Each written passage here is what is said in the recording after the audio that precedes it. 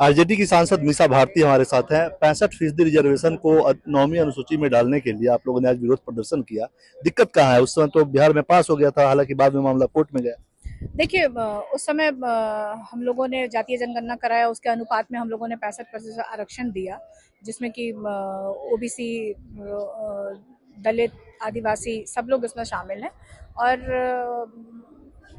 इसके साथ जब नीतीश कुमार जी थे तब तो हम लोगों ने लागू कर दिया।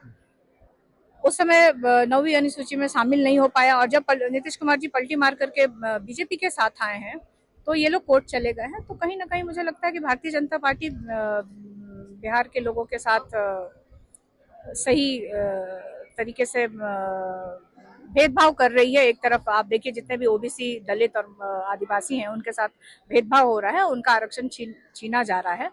और कहीं ना कहीं इसमें नीतीश कुमार जी और बीजेपी के लोग उनके प्रेशर में आकर के साथ दे रहे हैं। नीतीश जी कह रहे हैं कि बड़ा अच्छा चल रहा है, केंद्र सरकार के साथ गठजोड़, बजट में भी खूब पैसा मिल रहा है, खूब तरक्की होगी बिहार की। तरक्की का एक उदाहरण मैं आपको देती हूँ कि बेगूसराय में एक छोटा सा फैक्ट्री तो नहीं, मकई अनुसंधान केंद्र है, जिसको कि उठा करके कर्नाटक ले जा रहा है। तो तरक्की का ये स्तर है बिहार में। बिहार में आप देखिए तो 11 वर्षों से केंद्र में एनडीए की सरकार है, 18 वर्षों से राज्य में एनडीए की सरकार है, और कितनी फैक्ट्रियां इन लोगों ने लगा दी है, कितने रोजगार के साधन इन लोगों ने सृजन किए हैं, कौन सी सरकारी नौकरी दी है, कितनी फैक्ट्री लगाई है इन लोगों ने, ये बताने का काम बिहार की जनता और देश की जनता को करे। आपको मैं यही कहना चाहती हूँ कि जब हमारे नेता आदरणीय लालू प्रसाद यादव जी थे, उनकी देन है कि बिहार में आज 3 रेलवे की फैक्ट्रियां लगी है। अगर फैक्ट्री के नाम पे कोई पूछता है तो हम लोग गर्व से कहते हैं कि हमारे बिहार में 3 फैक्ट्री है। पलायन, बेरोजगारी बिहार का बहुत बड़ा एक मुद्दा है।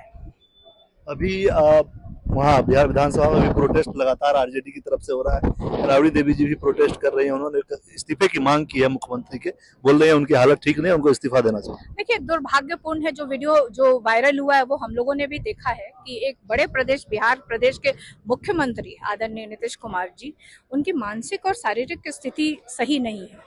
जिस तरह की वो हरकतें करते हुए देखे कि राष्ट्रगान के बीच में आप उस तरह की हरकतें कर रहे थे, तो एक तो उनके ऊपर राष्ट्रद्रोह का एक मुकदमा भी दर्ज होना चाहिए।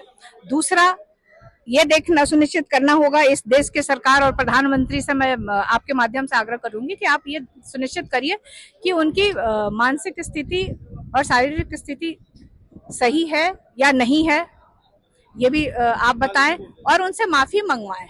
और अगर जानबूझ के कर रहे हैं तो कोई बात नहीं है, बीजेपी को मुबारक हो, वो ऐसे मुख्यमंत्री नीतीश कुमार को। और अगर सही में वो शारीरिक रूप से बीमार है, मानसिक रूप से बीमार है, तो उनको इस्तीफा दे देना चाहिए। शुक्रिया। ये थी मीसा भारती। इनका साफ कहना है कि बिहार के साथ एनडीए अन्याय कर रहा है, और जो हालात हैं, जो वीडियोज आ रहे हैं, उसके हिसाब से नीतीश कुमार को अपने पद से इस्तीफा देना चाहिए।